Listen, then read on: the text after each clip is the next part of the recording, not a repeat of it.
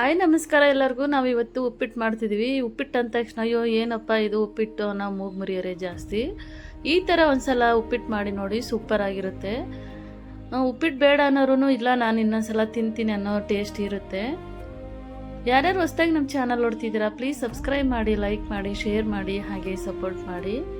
ನಾವಿಲ್ಲಿ ಚಿಕ್ಕ ರವೆ ಅಥವಾ ಸಣ್ಣ ರವದ ಉಪ್ಪಿಟ್ಟು ಮಾಡ್ತಿದ್ದೀವಿ. ಈ ಉಪ್ಪಿಟ್ಟು ಮೆತ್ತಗಿದ್ರೇ ಚೆನ್ನಾಗಿರುತ್ತೆ. ಬನ್ಸಿ ರವದ್ದು ಉದುರು ಇರಬೇಕು, ಅದು ಕೆಲವೊಬ್ಬರಿಗೆ ಅವ್ರವ್ರ ಇಷ್ಟಕ್ಕೆ ತಕ್ಕಂಗೆ ಅವ್ರವ್ರ ಉಪ್ಪಿಟ್ಟು. ಬಟ್ ನಮಗಿರಲಿ, ನಾವು ಈ ರವದ್ದು ಮೆತ್ತಗೆ ಮಾಡ್ತಿದ್ದೀವಿ. ಹಾಗಾದರೆ ಬನ್ನಿ ಉಪ್ಪಿಟ್ಟನ್ನ ಹೇಗೆ ಮಾಡೋದು ಅಂತ ನೋಡ್ಕೊಂಬರೋಣ. ನಾವಿಲ್ಲಿ ಒಂದು ಬಾಣಲಿ ಇಟ್ಟು 2 ರಿಂದ 3 ಸ್ಪೂನ್ ಎಣ್ಣೆ ಮತ್ತು ಸಾಸಿವೆ, ಜೀರಿಗೆ, ಉದ್ದಿನಬೇಳೆ, ಕಡಲೆಬೇಳೆ ಮತ್ತು ಕರಿಬೇವು ಹಾಕಿದ್ದೀವಿ. ಜಾಸ್ತಿ ಇಂಗ್ರೀಡಿಯೆಂಟ್ಸ್ ಏನಿಲ್ಲ ಇದಕ್ಕೆ. ಮತ್ತು ಇವಾಗ ಹಸಿಮೆಣಸಿನ್ಕಾಯಿ ಹಾಕ್ಕೊಳ್ಳೋಣ ಮತ್ತು ಈರುಳ್ಳಿ. ಇವು ಚೆನ್ನಾಗಿ ಎಣ್ಣೆಲಿ ಫ್ರೈ ಆಗಲಿ. ಇದು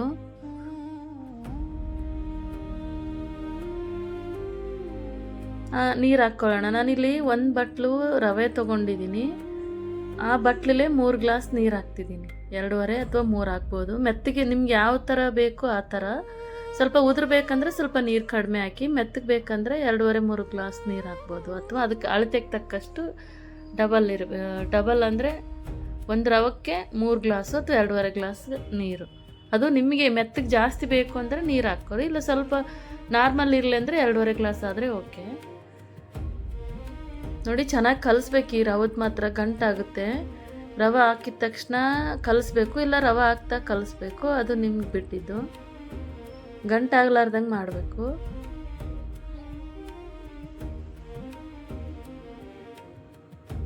ನೋಡಿ, ರೆಡಿ ಆಯಿತು ಸಿಂಪಲ್ ಉಪ್ಪಿಟ್ಟು.